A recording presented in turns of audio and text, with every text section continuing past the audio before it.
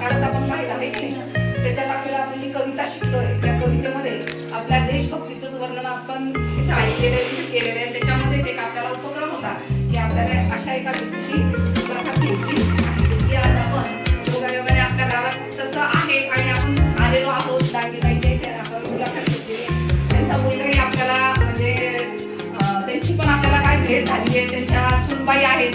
हा एकदम भरलेला असा हा परिवार आहे. या परिवाराला आज आपण या निमित्ताने भेट दिली आहे आणि खरंच मला वाटतं की जागतिक महिला दिनानिमित्त आपल्या गावामध्ये अशा काही महिला आहेत त्या खरंच कर्तृत्वान आहे आणि त्यांचं कधीच कार्य पुढे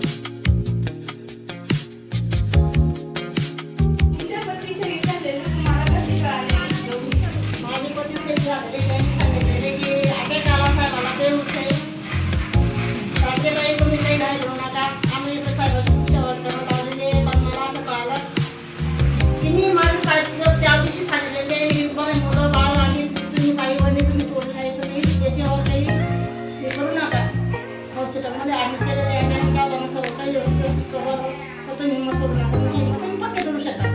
तर मला ते असं कळलं माझ्या मिस्टरचं काही बंद झालेलं आहे. मला हिंमत त्यापासून फसून गेलं पाहिजे.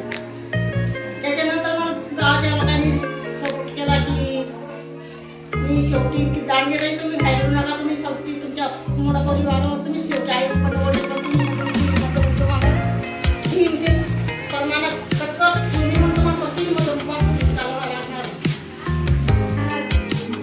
तुमच्या पतीच्या शाळेबद्दल तुमचा मानसिक स्वतःवर काय प्रभाव पडतो? काय जाऊन माझं 5-6 शेत झालेले त्याच्या तिकडे चालू ड्युटी असताना ते शेत झालेले त्यामुळे मला भरपूर सांगितलं तशी आपण 2 महिन्याच्या 2 वर्षानंतर घरी आल्याच्यानंतर आपण व्यवस्थित आपला परिवार चालवणार आहे. 3 मुलांनी 1 मुलगी आपल्याला आहे. तू चिंता करू नका या गोष्टीची. आपण ट्रॅक्टर घेऊन खोदू आपलं घर गेलं काय चांगलं असं झालेलं आहे. पण त्याने सांगितलं पण माझ्या मनाला असं झालं की ते घरी नसतं आलं म्हणून तो माझ्यावर इथला दुःखाचा डोंगर कोसळला. मी त्याला खूप हिंमत धरून माझं कुटुंब चालवलं. तिला जरी पाठशेव त्यांचं परत घरी आलं.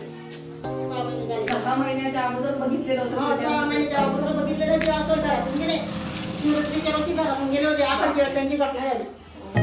त्यांचं सगळ्याच घरी आलं दाखवायला समजायचं माहिती मला पडलं. तर 6 महिन्याच्या बाद बॉक्स होते छोटे छोटे त्याच्यावर मोबाईल फोन येत होता आणि बोलणं कधी झालं शेवटचं बोलणं तेव्हा रविवारच्या दिवशी झालं होतं. रविवारची सकाळी बोलणं झाले की रोज सकाळ किंवा संध्याकाळी 6 ते 7 वाजता त्याच्या डेली फोन करायचा टाईम होता.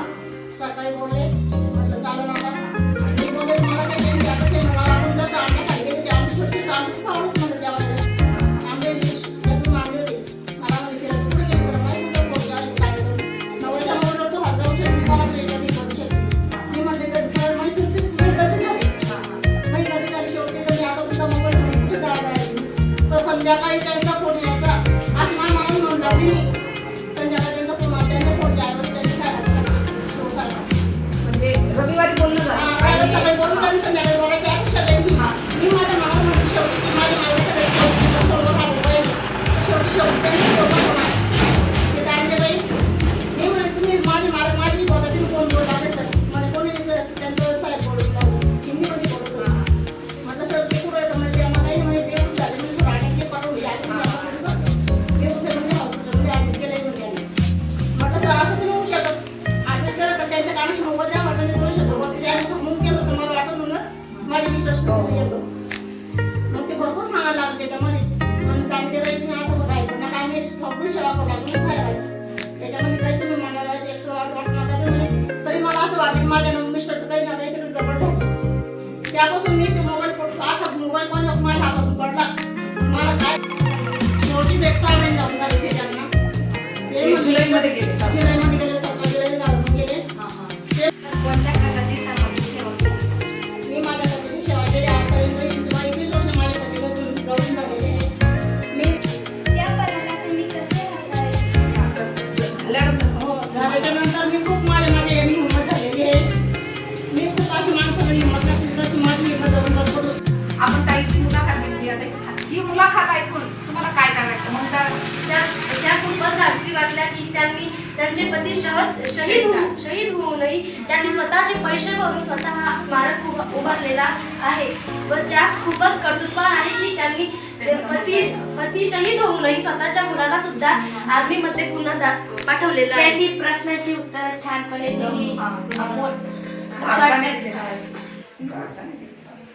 उच्च प्राथमिक शाळा सारोळा येथील 7वीचा वर्ग या पुतळ्याला अभिवादन करण्यासाठी आलेला आहे व शहीद पत्नीची मुलाखत घेण्यासाठी सुद्धा आलेला आहे व या शहीद पत्नीची मुलाखत घेण्यासाठी त्यांनी हा पुतळा स्वतःच्या स्वखर्चाने बांधलेला आहे. या खूप धाडसी आहे व कर्तृत्वान आहे. अशाच प्रत्येक महिला प्रत्येक गावात असायला हव्यात व आम्ही या पुतळ्याला अभिवादन करण्यासाठी आलेलो आहोत. आमची शाळा सारोळा.